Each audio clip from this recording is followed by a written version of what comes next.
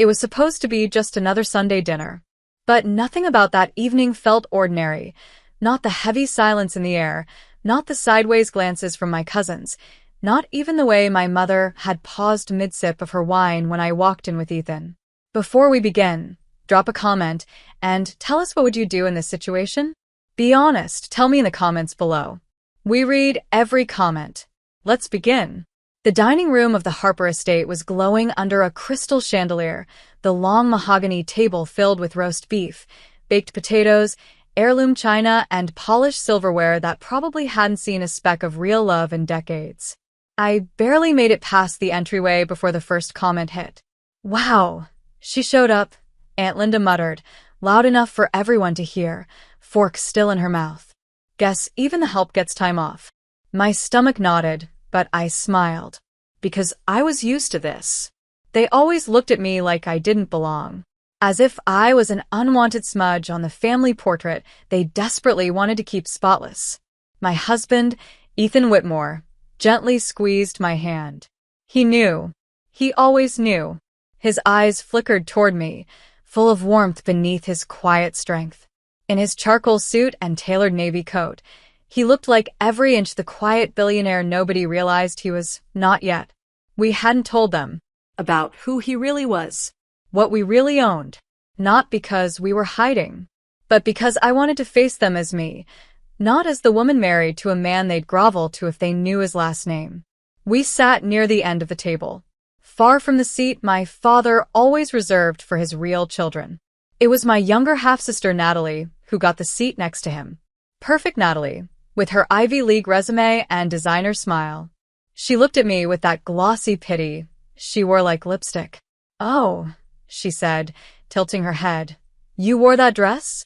Ethan leaned in and whispered, "You look incredible, Willow." I smiled, but I was already bracing. Then it came. The blow I somehow never expected, though maybe I should have. My father set down his wine glass, wiped his lips slowly with a linen napkin, and looked straight at me. His tone cut the air like a cold blade. "You don't belong at this table." The room went dead quiet. He didn't blink. "You're not my real daughter." I couldn't breathe. He wasn't done. "You mean nothing to me." A few of my relatives gasped, but none of them stood. A few looked away. One or two bit their lips to stop smiling. My uncle chuckled. Natalie smirked, eyes sparkling. And I sat frozen. My skin burned. My hands trembled in my lap. But Ethan stood up. Slowly. Powerfully. Calm fury written across his face. He pushed back his chair and looked at my father, then at every single person at that table. "I didn't want to do this here," he said, his voice low, clear, and commanding. "But since you've decided to humiliate my wife, my family, in front of everyone." He reached into his coat pocket and pulled out a thin, black folder. My father scoffed. "What? Are you going to show us her grocery list?" Ethan's jaw tensed. "No. Just the documentation from the Whitmore Trust." Aunt Linda's fork dropped. He continued, "The same trust that owns 51% of Harper and Knox Holdings. The same one that funded your last bailout. And the same trust that, effective this morning, froze your personal assets for breaching an ethics clause." My father stood. "What the hell are you talking about?"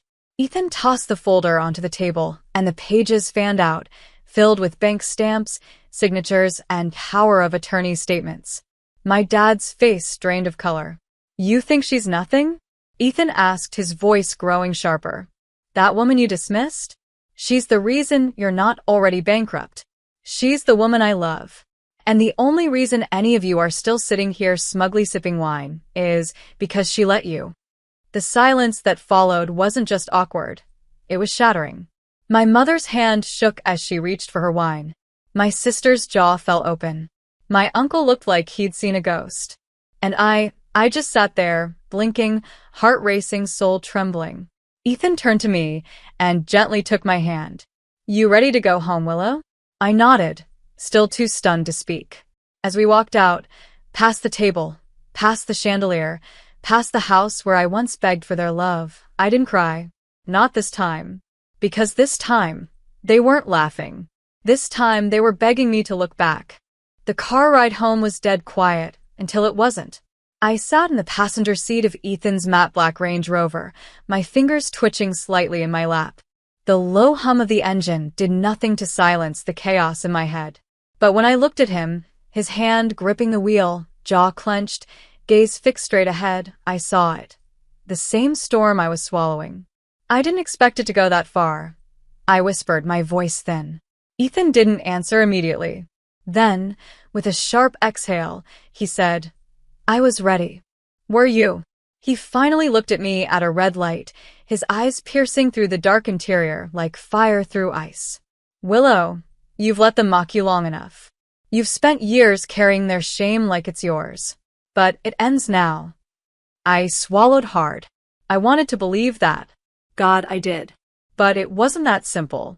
Growing up, my father, Stephen Harper, had always made me feel like a placeholder. Not quite a daughter. More like a duty he begrudgingly tolerated because of a fling he had with my mother before she passed when I was 7. After she died, he remarried in just under a year. Then came Natalie. His true heir, as he always called her. The one who had his name. His blood. His pride. I had the last name, but never the seat. I turned to the window, blinking back the rising sting behind my eyes. I just didn't expect him to say it out loud. Not in front of everyone. Not like that. You expected too much from a man who's never treated you like you mattered. That one hit. Ethan parked the car in front of our brownstone in Brooklyn Heights. Under the street lamp, the red brick exterior looked warm and safe. I'd forgotten how much I needed that.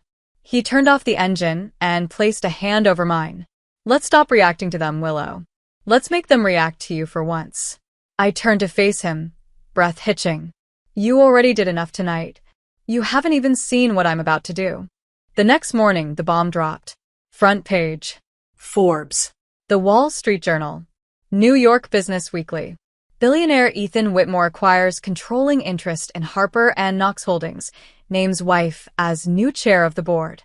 The headline hit them harder than any slap ever could. By 10 a.m., I had 63 missed calls. 12 from my father. 24 from Natalie. Several from Harper & Knox executives. The rest from distant relatives who suddenly remembered they had my number. I didn't answer a single one. Instead, I stood in front of the mirror in our bedroom, wearing the navy blue power suit Ethan had tailored for me months ago, back when I said I'd never be able to face those people as anything but just Willow. You look like a storm in silk, he said from behind, adjusting his cufflinks. I met his eyes in the reflection. Do you think I'm ready for this? He smiled slightly. I think they're not. When I entered the Harper & Knox headquarters later that day, the receptionist stood up like I was royalty. I was no longer the forgotten daughter. No longer the side piece to their perfect portrait. I was the woman who now owned the table they once kicked her from. Ms. Whitmore, the executive assistant stammered, standing quickly. Your father's in the boardroom. They're all waiting.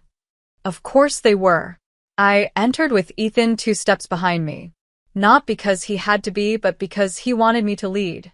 When I stepped into that marble-walled boardroom, a dozen men and women in suits stared up from their leather chairs.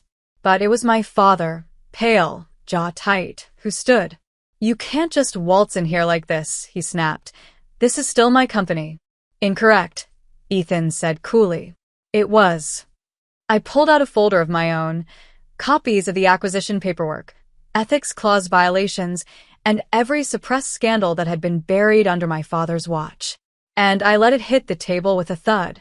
Stephen Harper, I said, voice clear, steady, and cutting, you're officially relieved of all executive duties. Effective immediately. The room gasped. He laughed bitterly. Who the hell do you think you are? I stepped forward, slow and deliberate, until I stood inches from his face. I'm the daughter you said meant nothing, I whispered. But I became the woman who now decides if you'll even have a desk left in this building. He didn't speak. Couldn't. No one did. Not until I turned to the room. You laughed at me. All of you. You watched him humiliate me for years. You said nothing. And now you'll answer to me. Not because I want revenge, but because I want a company with integrity. And that starts by removing rot. The silence cracked as Ethan placed a gentle hand on my back. Support. Power. Love. It was everything my father never gave me. But now, I had it in a man who didn't just stand beside me. He helped me stand taller.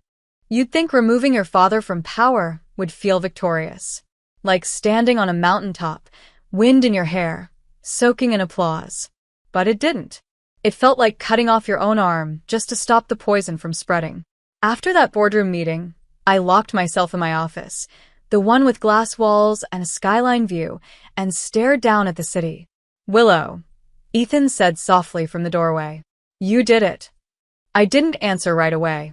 He walked in, closed the door behind him, and crossed the room with those calm, steady steps I always relied on. Talk to me. I don't know if I'm proud or shattered. He knelt in front of my chair, took both of my hands, and kissed my knuckles. You feel both. Because you're human. I wanted them to respect me, I whispered. Not fear me, not hate me. They never respected you. They used you, discarded you, mocked you. But now they don't get to ignore you anymore. I looked into his eyes. My husband, my protector, my anchor, and the only person who never once treated me like I had to prove I deserved love. And it hit me this wasn't just revenge. This was reclamation. Then I need to lead differently, I said slowly. I need to make this place better. Not just for me, but for everyone like me who's ever been made to feel invisible. Ethan nodded. Then start tomorrow. But fate had other plans. Because as I stepped out of the elevator later that evening to head home, Natalie was waiting in the lobby, dressed in black, crying. I stopped. What are you doing here? She walked straight toward me, ignoring the security guard who tried to intercept. Willow, please, I didn't know. I didn't know he wasn't your real father. I froze. What? She wiped her tears with trembling fingers. Dad, he told me yesterday. After you left dinner. He told me your mom had an affair. That you were never his. The floor felt like it tilted. I barely heard Ethan calling my name from behind me. He said he stayed quiet because of shame. She continued, her voice cracking. He said you were a constant reminder. And when he saw you walking in here with everything he built, he snapped. It wasn't just betrayal anymore. It was abandonment built on a lie. The ground beneath everything I'd believed cracked wide open. Ethan stepped forward, wrapping his arm around me. Willow, we'll find out the truth. And I knew he meant it. Because 24 hours later, we had it. The DNA test confirmed what I hadn't wanted to believe. Stephen Harper was not my biological father. But there was another name. A man listed on the birth certificate filed under seal in a hospital in Connecticut. A name my mother had erased from every document before she died. Michael Langford, founder of Langford Biotech. Net worth, $12.4 billion. And apparently my real father. The next 2 weeks felt like living someone else's life. Because instead of confronting a man who rejected me, I was being contacted by a man who had never known I existed. His letter arrived in a black envelope. Handwritten. Gentle. Curious. I have no excuses. Only a desperate hope that I get to know the daughter I never had a chance to love. I didn't answer right away. I couldn't. But Natalie kept texting me. Apologizing. Crying. Telling me she never truly knew what it felt like to lose something until she realized I'd never had it to begin with. And then, one night, I found an old VHS in a dusty box in our brownstone basement. Labeled in shaky handwriting. For Willow. From Mom. Ethan hooked up the old player. We sat on the floor. Watched the screen flicker. And there she was. My mother. Laughing. Crying. Talking to the camera. If you're seeing this, it means you're old enough now. Old enough to know the truth. Michael Langford loved me once. But your birth would have ruined him then. I chose to protect you instead of burden him.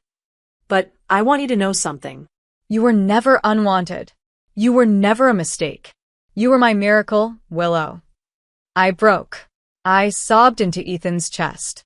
Not because I was hurt, but because for the first time in years, I felt whole. 3 days later, I stood outside a sprawling glass mansion on the cliffs of Newport, Rhode Island. Ethan held my hand. The door opened, and a man in his late 60s stepped out. Silver hair, warm brown eyes that looked just like mine, hands trembling. He didn't say anything. He just opened his arms. And for the first time in my life, I ran toward a father who actually wanted me. Michael Langford didn't try to explain away the years. He didn't make promises. He didn't cry big, dramatic tears. He just looked at me like he'd been holding his breath for decades and could finally exhale. We sat on the patio facing the ocean, wrapped in fleece blankets. The breeze was cold, but my heart felt strangely warm. He poured me tea, with shaking hands. "You remind me of her. Your mother." I never stopped wondering what happened to her after she left. "She protected me," I said quietly. "From everything." He nodded. "She always had more courage than I did." We talked for hours. About her. About what he did with his life. About what I'd done with mine. He didn't flinch when I told him about Stephen. Or the things he said. Or the way he'd treated me. He listened. Really listened. And that, somehow, meant more than any apology. At one point, I pulled out a photo from my coat pocket. My favorite picture of Mom holding me as a baby. He stared at it for a long time. "You were the greatest gift I never got to open."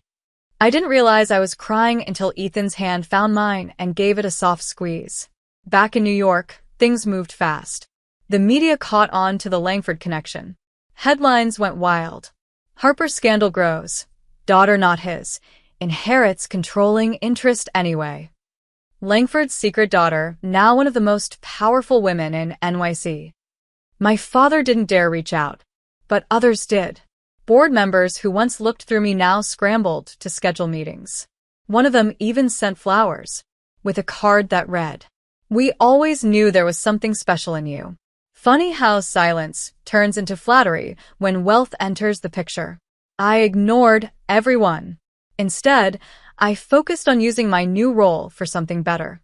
Ethan and I launched a foundation in my mother's name, the Diana Grace Initiative, focused on helping women escape toxic family systems and find their voice. For once, I was building something that wasn't about proving myself.